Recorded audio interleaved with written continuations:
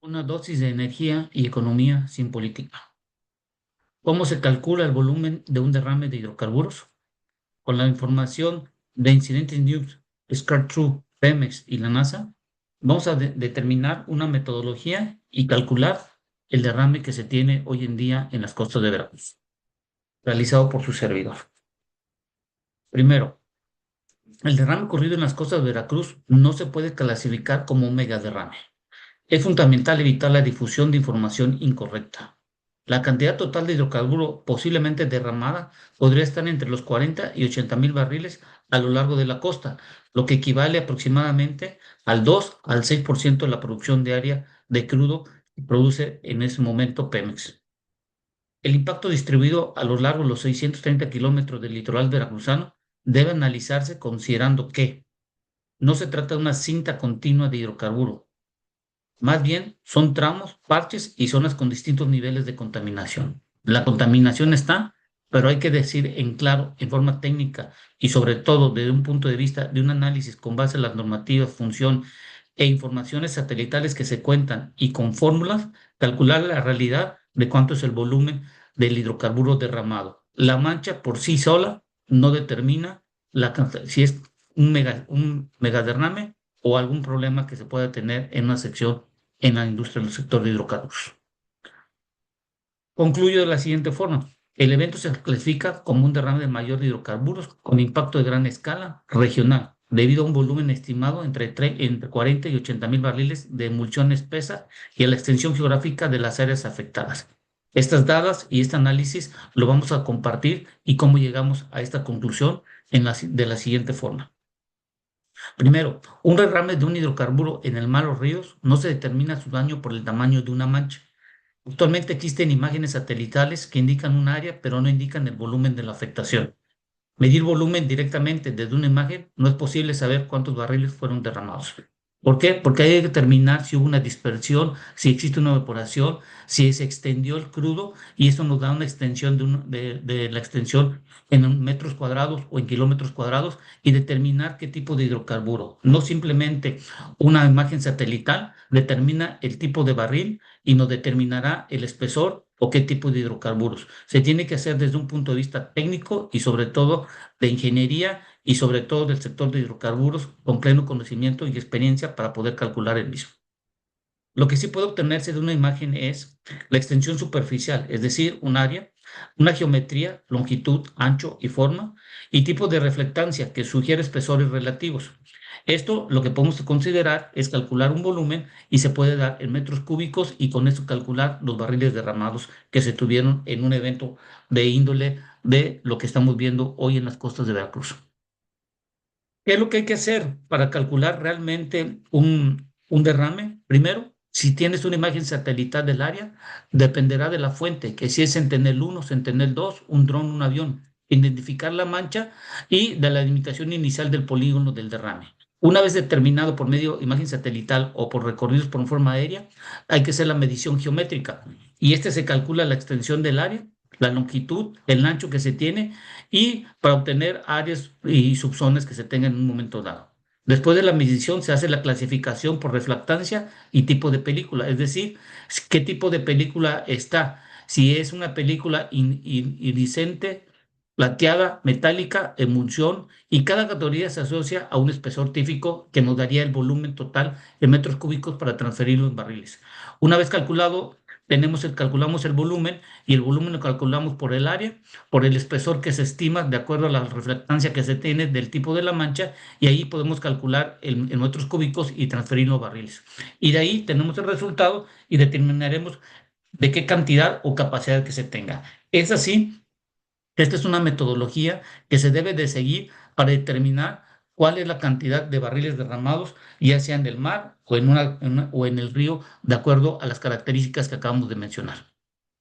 Después de todo esto, hay que entender que el sector de los hidrocarburos está en todo el mundo. Ustedes pueden ver aquí que estos son los ductos de tanto de oleoductos como de gasoductos que tiene en Estados Unidos y poliductos, y estos son los que tenemos en México. El sector de hidrocarburos abarca en muchas partes de los territorios de los países y esto tiene que estar muy en claro en nuestro país y sobre todo se deben de seguir normas y de seguridad y todo. No es posible que en Estados Unidos, con tantos que tengan, no creo que no tengan derrames todos los días, pero hay normatividades y seguimientos que se tienen que dar. Estas son las manchas de las cantidades de pozos en donde se han perforado pozos, tanto en México como en Estados Unidos. Como podemos ver, el sector de hidrocarburos abarca una gran cantidad y es por eso que esta industria no es un juego y se tiene que tener en cuenta las normatividades y sobre todo los procedimientos para poder consigo tener la seguridad de las personas que están trabajando y sobre todo en la parte ambiental. Esto lo que puedo ver en mapa de la Comisión Nacional de la Comisión Nacional de Hidrocarburos que se tenía y hoy lo tiene el sector la Secretaría de Energía, podemos determinar que estos son los oleoductos que se tienen en aguas someras. Estos llegan en la parte de Dos Bocas que podemos ver aquí y estos son los ramales que se tienen nada más. No existen ductos en estas zonas en la parte marina y lo que podemos ver que estos son la parte de los gasoductos que llegan en la parte de atrás. Es así como está constituido hoy en día la infraestructura en nuestro país y debemos de entender que hoy en día lo que debemos de evaluar es que si se cumplen o no las normatividades en función de mantener y sobre todo cuidar el medio ambiente. Para poder calcular y saber si existen algunas manchas, sobre todo en la historia y por medio de satélites, yo he estado utilizando la parte que se llama SkyStru. Esta podemos determinar, por ejemplo, del 2026, del 1 de enero a 24 de marzo de este mismo año, la cantidad de manchas que se tuvieron de tener. Celulan es un sistema global de SkyTrue para el seguimiento de la contaminación de petróleo en los océanos mediante imágenes satelitales y aprendizaje automático, detectando manchas de petróleo e identifica embarcaciones cercadas e infraestructuras marinas que podrían ser responsables. Si ustedes entran aquí en la página, ustedes van a poder encontrar esta información y en este es el mapa. En este mapa, como ustedes pueden ver, de acuerdo a las fechas que se establezcan, podemos determinar en el mundo dónde se localizaron manchas satelitales y con ello podemos determinar las características y sobre todo el daño de contaminación que pudiera haber en un momento dado. Si nosotros queremos tomar, por ejemplo, los datos que se tenían en función de la primera semana de enero del 2026, como estamos viendo ahorita, agarraríamos y haríamos los cambios respectivos como estamos viendo y veríamos los cambios. Nos vamos hacia la parte de México del día de enero a marzo 24, cuáles eran los que se habían detectado en un momento dado y aquí tenemos la historia de las manchas. Podemos determinar y seleccionamos y podemos ver las diferentes y podemos tomar esta última y esta nos va a decir cuánto es el área que se tiene de 2.5 kilómetros cuadrados. Y esta es la sección. Aquí en la parte de abajo podemos ver si existía una infraestructura y podemos dar un zoom en esta parte y podemos encontrar en dónde están las manchas y lo blanco son las estructuras que se tienen del sector de hidrocarburos y en dónde está esta mancha localizada. Esta mancha tenía un área de 2.5 kilómetros cuadrados que más adelante nosotros realizaremos un cálculo sobre esto. Pero esta es la información que se tiene y como pueden ver ustedes, de acuerdo a la historia que se tiene, no observo yo una mancha de tales dimensiones como se ha comentado a lo largo y ancho del al Golfo de México. Esto es importante que se tenga que hacer desde un punto de vista técnico y sobre todo con fórmulas y con información hoy que tenemos satélites y muchas imágenes que nos pueden ayudar para calcular en un momento dado el riesgo de la contaminación.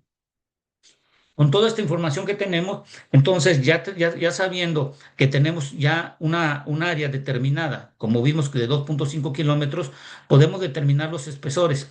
Y los tipos de espesores que están clasificados de acuerdo al tipo de película, dependerá del tipo de película que está aquí enlistado y dependerá de la descripción visual que estamos viendo nosotros. Y es así como nosotros podemos determinar un valor aproximado de los barriles que se pueden tener en función del tipo de película que observamos, si es que alguna persona va con un barco, una lancha o algo y determina y ve en forma visual y puede determinar por medio de esta observación, calcular el espesor que se puede tener de acuerdo a lo que se puede observar sobre todo en el brillo, superficie, color y todo lo demás de estas características.